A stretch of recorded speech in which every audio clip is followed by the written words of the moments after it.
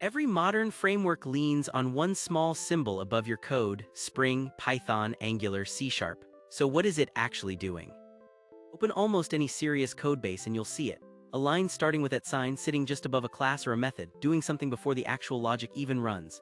In Java and Spring you'll see REST controller and auto-wired. In Python you'll see data class and app.root. In TypeScript, component and injectable. In C#, square bracket attributes like authorize and HTTP get do the exact same job with different syntax. Four completely different language communities working on completely different problems independently converged on the same idea: a way to attach instructions to code without writing those instructions as code. That convergence isn't a coincidence, it's a response to the same recurring pain showing up in every framework built in the last 20 years. So what actually is an annotation? At its core, it's metadata, a label attached to a class, method, or field that the annotation itself never executes. Write auto-wired above a variable and nothing runs at that moment, no function call happens, no logic fires. What happens is quieter. The compiler or runtime records that this exact piece of code was tagged and stores that fact somewhere it can be looked up later. That's the whole trick. Annotations separate what you want done from where the logic that does it actually lives.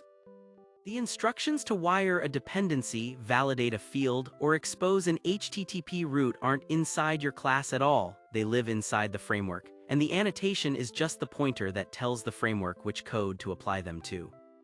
Not all annotations live the same length of time, and that difference matters. Some are source or class retention, read only by the compiler or a build tool, then discarded completely before your program ever runs. Override and suppress warnings fall into this category. They exist purely to catch mistakes or shape compilation, and by runtime they're already gone. Others carry runtime retention, compiled directly into the class file's own metadata, where they stay available for the entire life of the running program. Auto-wired, test, and JSON property are runtime retained because a framework needs to read them long after compilation, while your application is actually live and serving requests. Choosing the wrong retention is a common bug. A framework built to reflect at runtime simply can't see an annotation that already vanished at compile time. So how does a framework actually find and use these tags? Through a process called reflection, and it happens in a predictable sequence. First, at startup, the framework walks your entire class path or module tree, scanning every class it can reach. Second, for each class it finds, it inspects the attached metadata directly, asking, does this carry any annotation I recognize? Third, every match gets indexed into an internal registry, a map connecting annotated methods and classes to what the framework should do with them, whether that's a root, a bean, or a handler. Finally, once a real request comes in, the framework dispatches it by checking that registry, not by rereading your source code. This is why annotation-based frameworks feel instant to write in but can be genuinely hard to trace. The real logic lives in a lookup table built before your code ever runs. The clearest example of this in action is dependency injection. Mark a field auto-wired inside a Spring class and you never write the word new anywhere near it.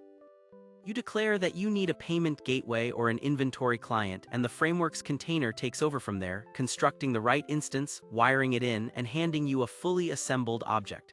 The annotation itself doesn't build anything. It's a request, almost a question posed to the framework. Give me one of these.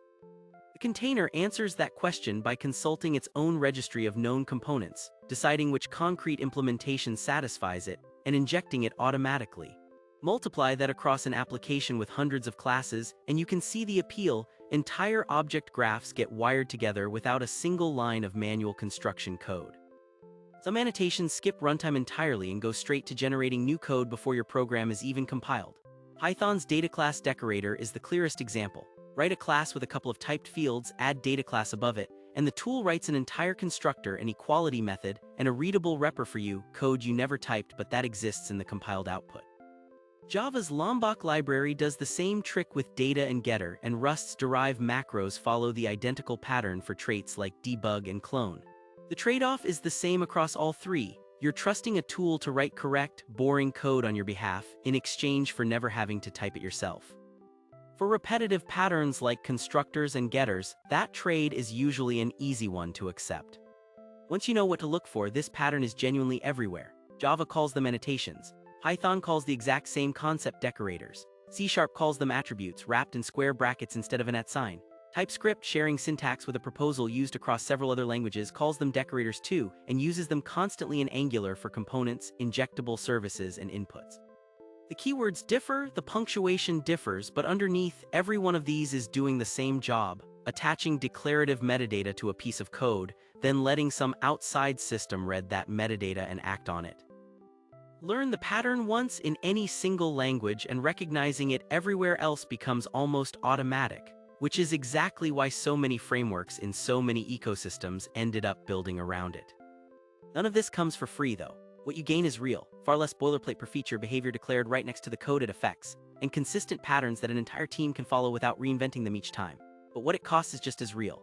Annotation-driven code is genuinely harder to trace by reading alone. The actual behavior lives inside framework internals you didn't write, so stepping through the debugger often means stepping into someone else's library. Mistakes tend to surface at runtime instead of compile time, sometimes with cryptic errors far from their real cause. The frameworks that get this right treat annotations as a contract, not a black box, predictable, documented, debuggable magic, rather than magic for its own sake. That's the real reason modern frameworks love annotations, not because they hide complexity, but because done well they organize it. Thanks for watching.